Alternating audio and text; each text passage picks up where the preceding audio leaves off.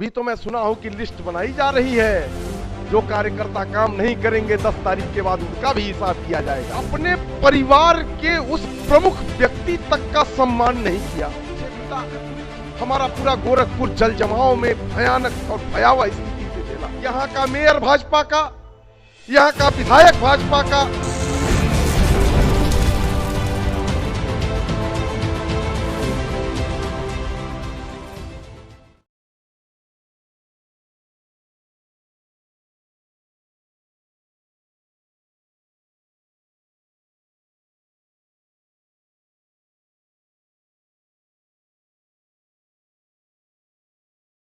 तो कहना नमस्कार प्रणाम, आप देखना शुरू कर चुके हैं आपका अपना चैनल जनता।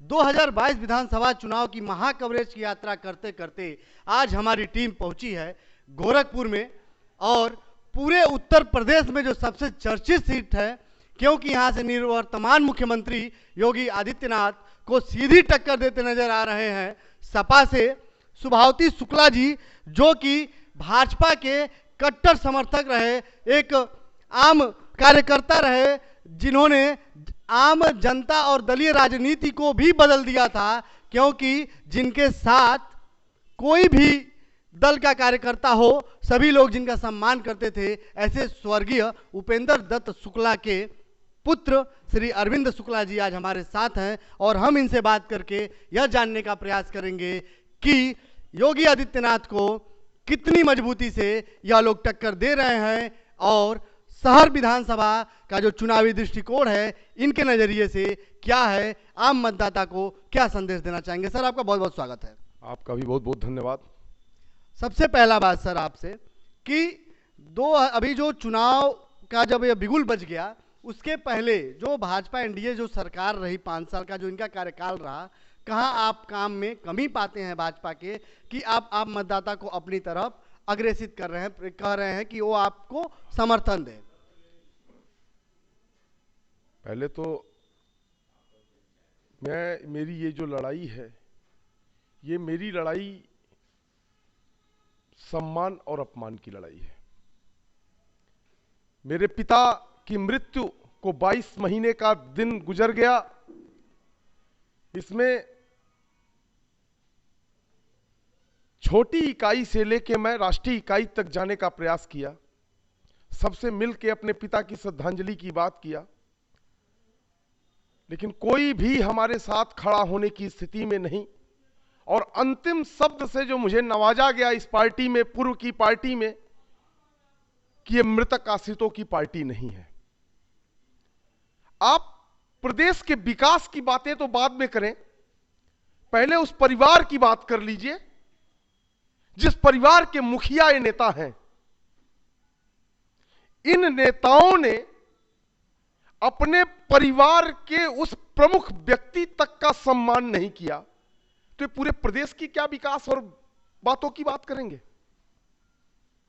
किन बातों की बात करते हैं? ये गोरखपुर 5 साल, हमें नहीं लगता है महीने में 3 से 4 चक्कर आदरणीय मुख्यमंत्री महोदय आते रहे होंगे, लेकिन इशूज कितने हैं? 4 महीने का समय जो बीता है, हम पूरे प्रदेश की बात नहीं कर रहे हैं, सिर्फ गोरखपुर की अभी बात आपसे कर रहे हैं। 4 महीने का दिन जो पीछे बीता, हमारा पूरा गोरखपुर जल जमाव में भयानक और भयावह स्थिति से झेला। बड़े बड़े अच्छे मोहल्लों में नाव चली, यहाँ के सांसद भी डूबे हुए थे। सर ये तो विडंबना है, यही तो मैं बात कहना चाह रहा हूं। यहां का मेयर भाजपा का, यहां का विधायक भाजपा का, यहां का सांसद विधायक भी भाजपा का, और यहां का मुख्यमंत्री भी भाजपा का। सारे पद तो भाजपा के पास रखे थे। और विकास क्या सिर्फ एयरपोर्ट से गोरखनाथ मंदिर तक ही है? विकास सिर्फ सर्किट हाउस से गोरखनाथ मंदिर तक ही है?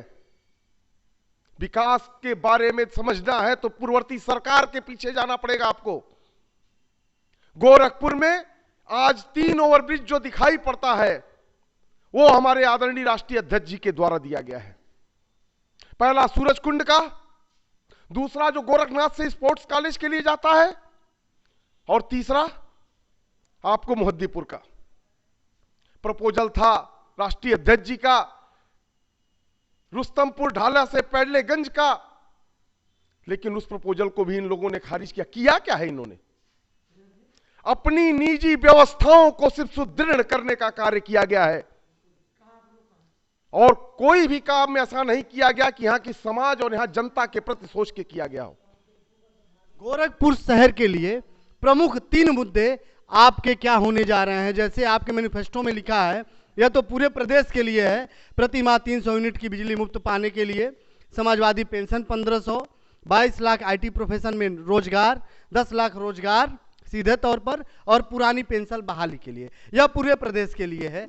आपका लोकल मुद्दा, पहले आपने कहा अपमान और सम्मान की लड़ाई सबसे प्रथम स्तर पे है, सबसे प्रमुख स्तर पर है, लेकिन प्रमुख 3 मुद्दे अगर आप एक रिकॉर्ड कायम करते हैं और आप अगर यहां से जीत कर जाते हैं, आपकी माता जी यहां से जीतती हैं, तो आप प्रमुख रूप से 3 कौन से ऐसे कार्य करने जा रहे हैं? इसकी शुरुआत में ही मैंने जल जमाव की समस्या को आपसे कहा।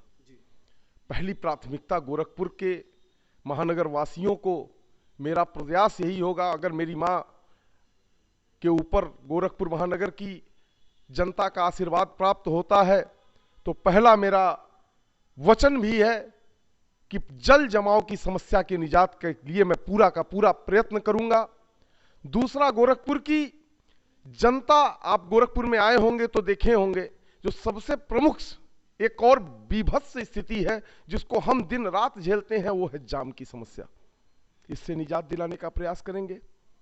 ये 2 प्रमुख समस्याएं हैं। इसके बाद सबसे एक और ज्वलंत मुद्दा है, जो सड़कों का चौड़ीकरण हुआ, निरीह लोगों के मकान तोड़े गए, उनको मुआवजा तक नहीं दिया गया, उस मुआवजे को दिलाने का काम किया जाएगा।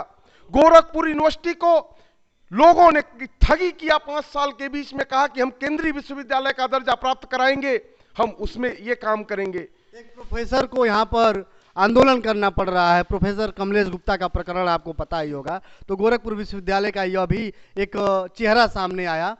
आपसे एक और मेरा प्रश्न ये होने जा रहा है कि योगी आदित्यनाथ और भाजपा सरकार और भाजपा के जो कार्यकर्ता हैं, वह कह रहे हैं, समाजवादी पार्टी का जो सबसे प्रमुख मैनिफेस्टो का पहला वादा है कि 300 यूनिट बिजली वह कैसे देंगे जब उनके राज्य में बिजली ही नहीं मिलता है। इसका जवाब आप क्या देंगे उनको? ये जो आज बड़ी बड़ी बातें कहते थे कि 24 घंटे बिजली दे रहे हैं, पहले उनको ये आभास होना चाहिए कि जो परियोजना आदरणीय राष्ट्रीय अध्यक्ष जी ने उत्तर प्रदेश के लिए लॉन्च की थी, जिस परियोजना का नाम तक हमारे मुख्यमंत्री महोदय को याद नहीं है, बात करते हैं ये लोग सिर्फ, हम काम करते हैं, हमारे नेता ने काम किया है। आप इनके मैनिफेस्टो के, पिछले मैनिफेस्टो के आधार पे बात करें, क्रम संख्या 1 से लेके क्रम संख्या 122 तक का जो मैनिफेस्टो का इनका वादा था, एक को भी छुआ नहीं गया। उन भाजपा कार्यकर्ताओं को आप क्या संदेश देना चाहेंगे जो आपके पिता की तरह ही आज दिन रात लगे हुए हैं, और एक समय के बाद जैसे आप कह रहे हैं कि आप ठगा हुआ महसूस कर रहे हैं, उन कार्यकर्ताओं को आप क्या संदेश देना चाहेंगे? ये व्यक्ति, चाहे जो लोग आज राजनीति के शीर्ष पे बैठे हुए लोग हैं, जब ये लोग स्वर्गीय उपेंद्र शुक्ला जी जैसे नेता के नहीं हुए, जन नेता के नहीं हुए, जो कार्यकर्ताओं के हृदय सम्राट हुआ करते थे, कार्यकर्ता अपना पिता मानता था, अपना अभिभावक मानता था, जब ये उनके नहीं हुए तो उन बेचारी कार्यकर्ताओं के क्या होंगे? और भाई साहब, अभी तो मैं सुना हूं, और आपसे कहने में मुझे कहीं अतिशयोक्ति नहीं है इसमें, और कोई भय भी नहीं है, अभी तो मैं सुना हूं कि लिस्ट बनाई जा रही है, जो कार्यकर्ता काम नहीं करेंगे 10 तारीख के बाद उनका भी हिसाब किया जाएगा। अब बातें तो आप समझ ही रहे हैं। गोरखपुर में यहां पे तो बस ये लोकतंत्र है, और लोकतंत्र में गोरखपुर की जनता और गोरखपुर भारतीय जनता पार्टी के लोग भी अपनी बात रखने का अधिकार नहीं रखते हैं। कहीं ना कहीं से जैसे ब्राह्मण वोट की बात की जा रही है, कहा जा रहा है कि ब्राह्मण वोट बैंक नाराज है भाजपा सरकार से, और बहुत से ऐसे ब्राह्मण लोग जो कि आपके पिता से भी जुड़े हुए थे व्यक्तिगत, उनका वोट कहा जा रहा है कि समाजवादी पार्टी को मिल सकता है, या समाजवादी पार्टी के राष्ट्रीय अध्यक्ष ने इस मौके को बहुत अच्छे से बुनाया और आपके साथ खड़े हुए और आपको यहाँ से प्रत्याशिता की दौड़ में सबसे आगे रखा, आपको यह स्थान दिया। तो इसको देखकर आप क्या देख रहे हैं कि उत्तर प्रदेश का ब्राह्मण किस ओर जा रहा है? देखिए, पहले तो मैं अपने पिता के बारे में बताऊं। हमारे पिता स्वर्गीय उपेंद्र दत्त शुक्ला जी एक किसी वर्ग, एक किसी जाति, एक किसी समाज के नेता नहीं थे, सर्व समाज के नेता थे। हमारे घर जितना ब्राह्मण आता था उससे कम क्षत्रिय भी नहीं आया, उससे कम वैश्य भी नहीं आया, उससे कम बाकी और भी जातियां नहीं आई। ऐसा नहीं है कि हमारे घर मुसलमान भी नहीं आता था। तमाम लंबी लिस्ट है नामों का।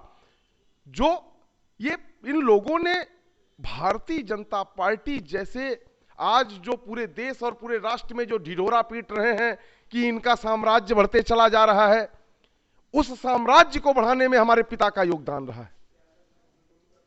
गोरखपुर से कितनी सीट जीत रही है सपा? गोरखपुर जिले से 9 में 9। मैं स्वर्गीय उपेंद्र दत्त शुक्ल जी का पुत्र हूं। मेरे पिता ने राजनीति में एक विषम परिस्थितियों में रहते हुए जनता और कार्यकर्ताओं के साथ खड़े होने का प्रयास किया था।